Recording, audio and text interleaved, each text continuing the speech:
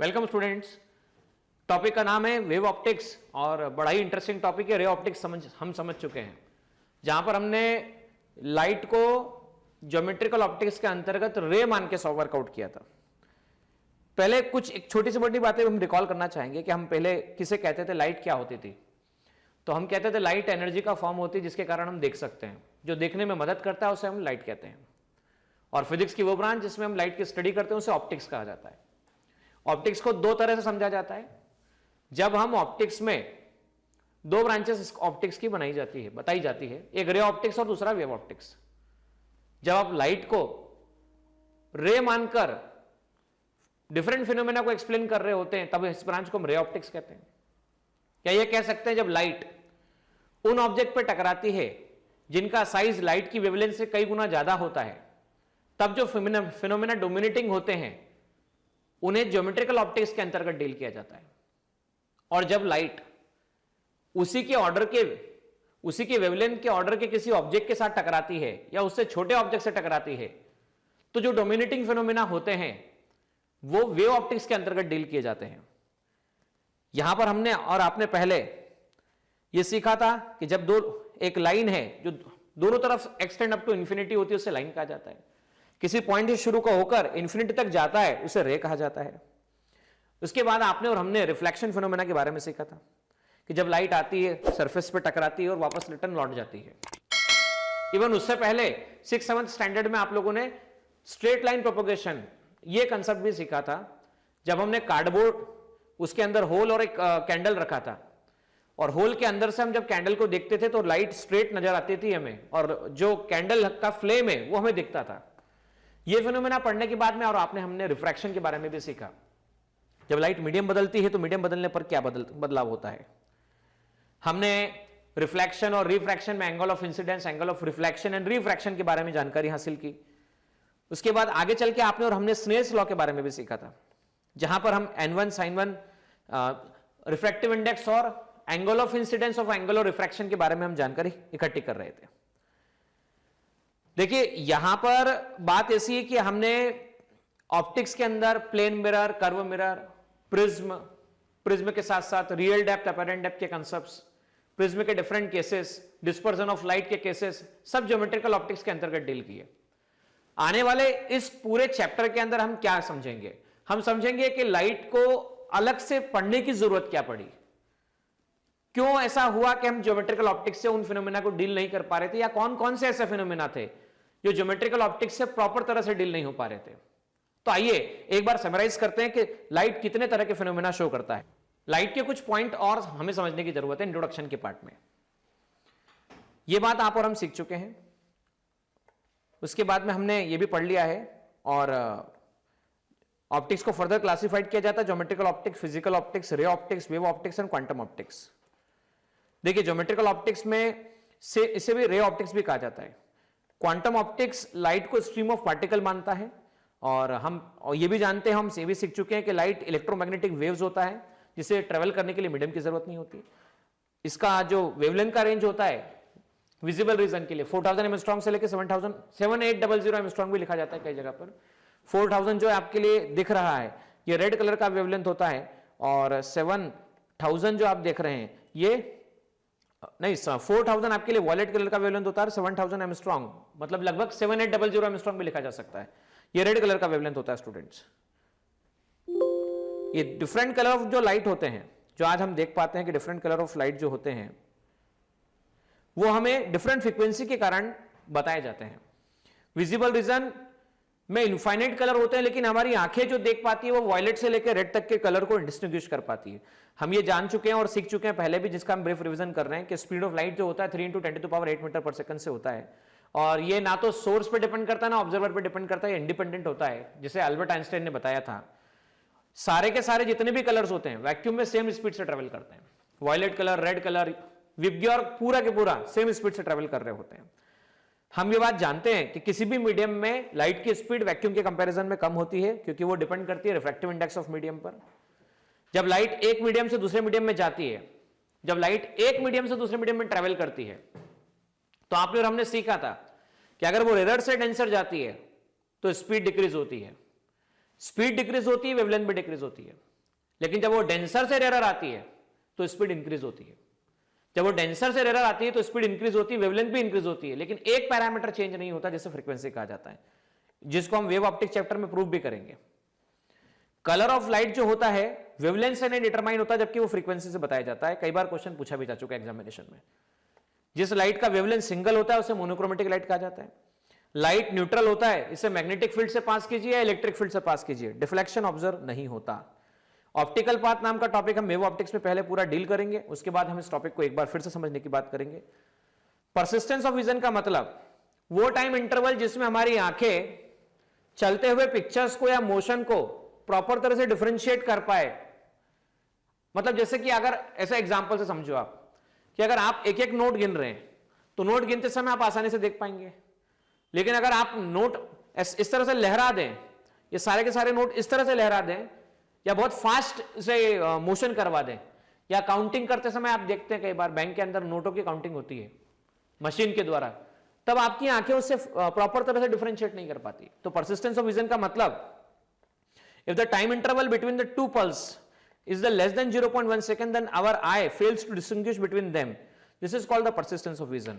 Resolving topic, resolving power फिर एक बार हम देखेंगे वेव ऑप्टिक्स के एंडिंग में, ये समझेंगे। रिवर्सिबिलिटी ऑफ लाइट में बता चुका हूं कि लाइट जिस रास्ते से आता है, मल्टीपल रिफ्लेक्शन और रिफ्रैक्शन के बाद में अगर नॉर्मल इंसिडेंस हो तो वापस उसी रास्ते से चला जाता है, इसे प्रिंसिपल ऑफ रिवर्सिबिलिटी कहा जाता है। और देखिए अब यहां से शुरुआत होती है कि लाइट कितने तरह के फिनोमेना एक्सप्लेन करता है।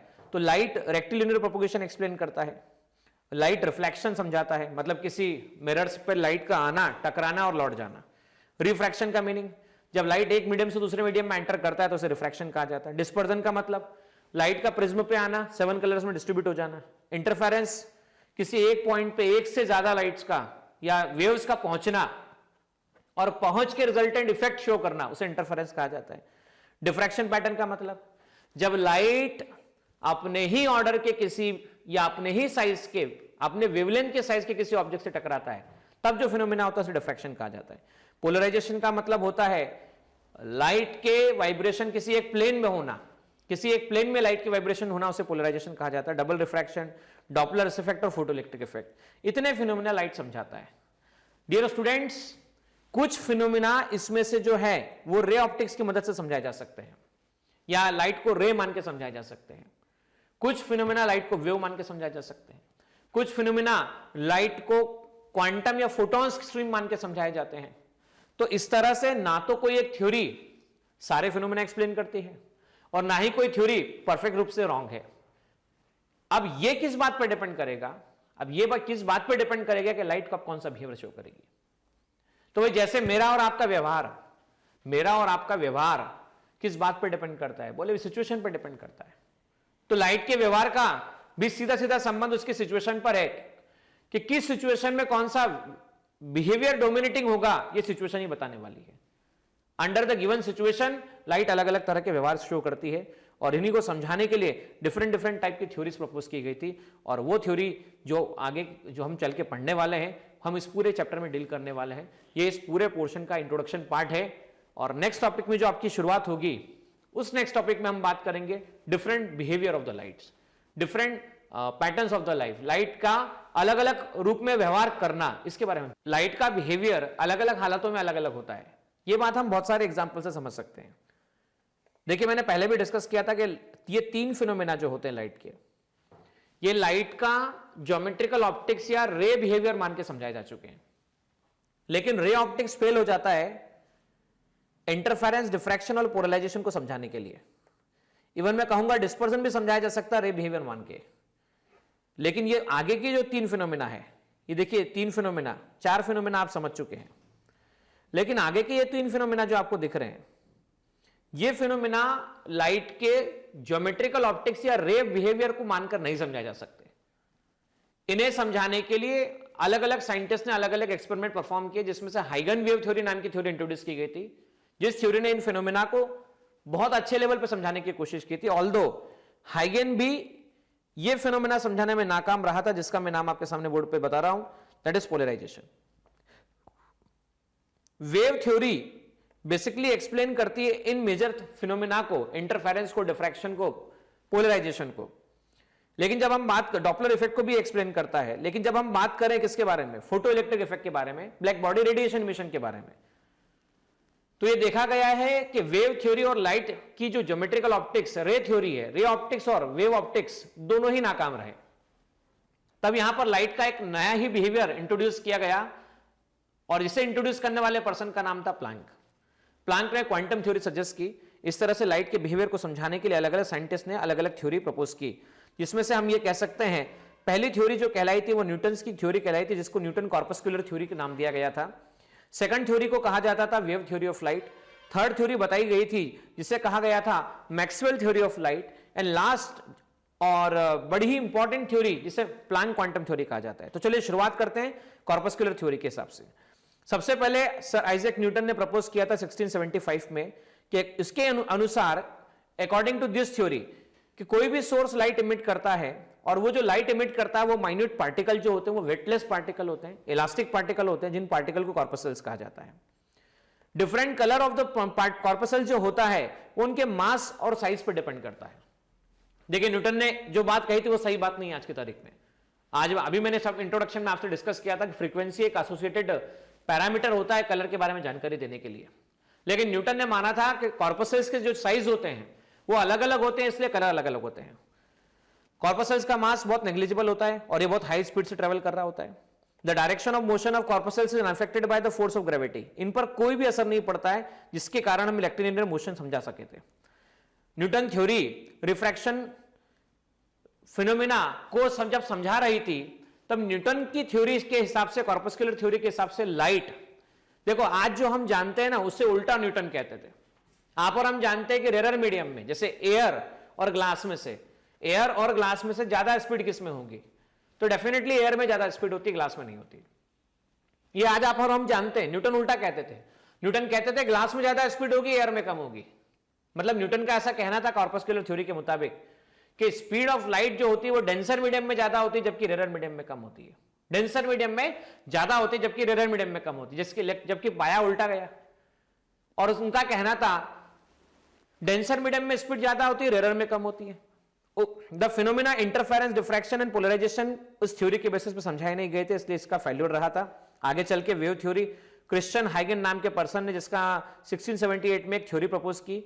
इसके अनुसार, इनके अकॉर्डिंग, कि लाइट जो ट्रेवल करती है वो वेव के फॉर्म में ट्रेवल करती है और डिफरेंट कलर जो लाइट के होते हैं वो वेवलेंथ के कारण होते हैं। ऐसा किसने बताया था? ऐसा हाइगन वेव थ्योरी ने बताया था। देखो हाइगन का कहना क्या था, भाई ये सन है और मान लीजिए अर्थ है, तो सन से अर्थ पर क्या आ रहा है, तो सन से अर्थ पर लाइट आ रही है, बराबर है।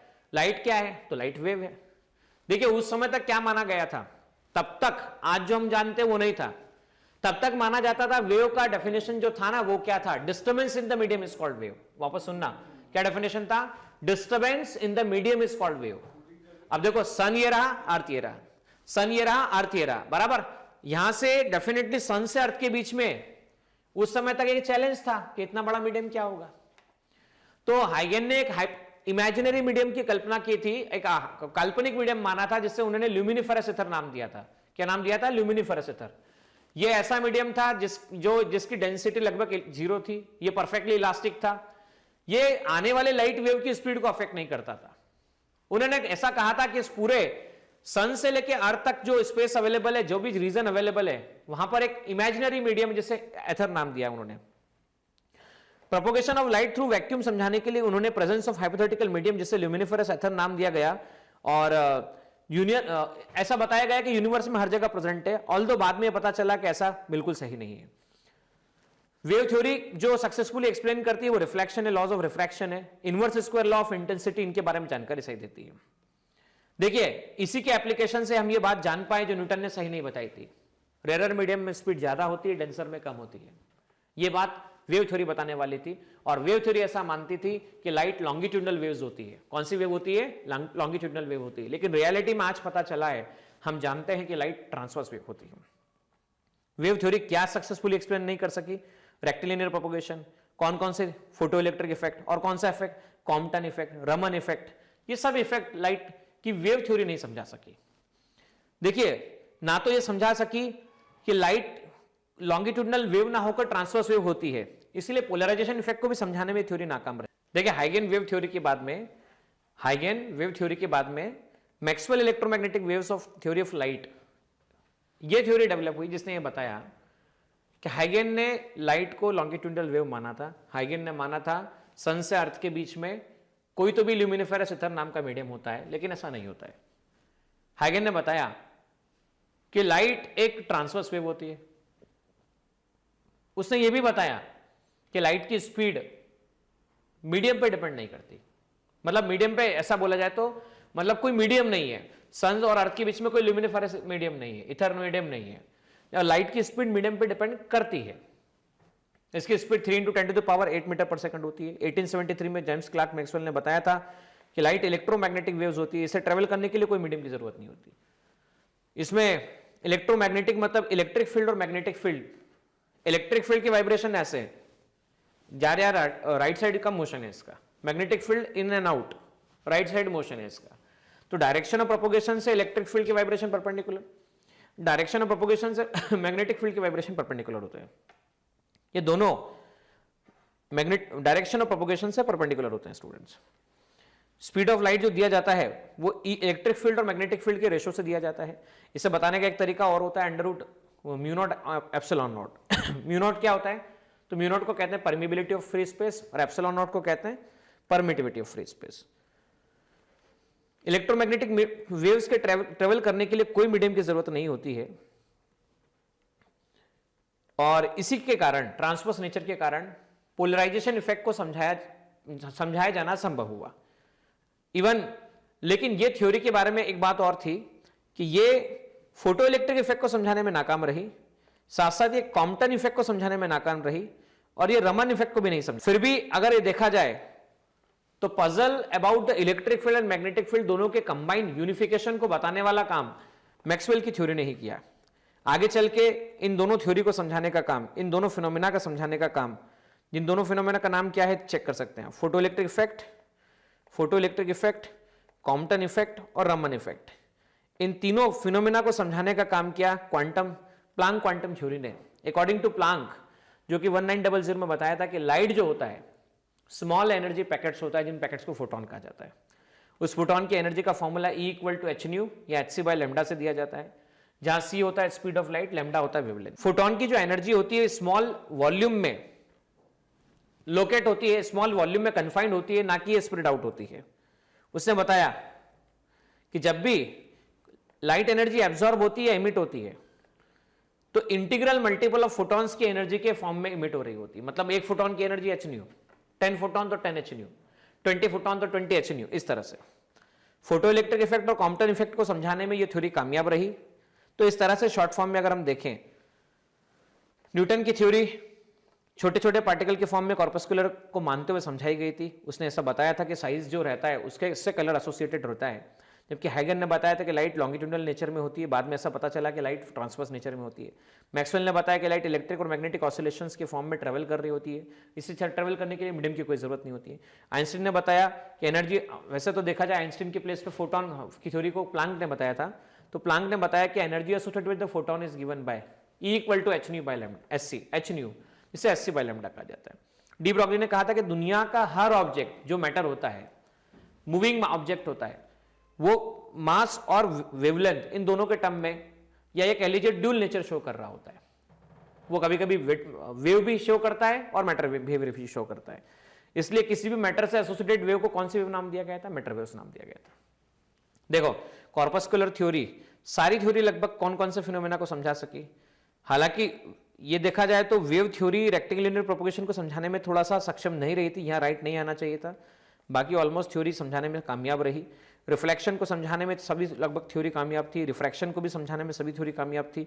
लेकिन अगर देखा जाए डिस्पर्जन फिनोमेना को, तो कॉर्पस्कुलर थ्योरी और क्वांटम थ्योरी डिस्पर्जन नहीं समझा सकी। और इंटरफेरेंस फिनोमेना को समझाने में नाकामयाब जो रही वो थ्योरी कॉर्पस्कुलर थ्योरी इतनी सारी बातों को नाकामयाब रही समझाने में। और वेव थ्योरी ने देखा तो लगभग सब फिनोमेना को समझाया, केवल एक फिनोमेना को छोड़कर, जिसका नाम था photo electric effect. Electromagnetic wave theory ने केवल लगभग एक फिनोमेना नहीं समझा पाई थी, जिस फिनोमेना का नाम था photo electric effect. Quantum theory बहुत सारे फिनोमेना नहीं समझा सकी, लेकिन फिर भी उसने वो फिनोमेना समझा दिया जो किसी ने नहीं समझाया, जिसका नाम था फोटो इलेक्ट्रिक इफेक्ट। और dual nature of matter and radiation की मदद से तो लगभग सारी की सारी बातें समझाई जा सकी। तो हम ये कह सकते हैं कि हर थ्योरी का अपना एक इंपॉर्टेंस है और हर थ्योरी के अपने ड्रॉबैक हैं। अब इस तरह से हमने लाइट के 4 थ्योरी जो प्रपोज किए गए थे उन थ्योरी के बारे में बेसिक आइडिया लिया।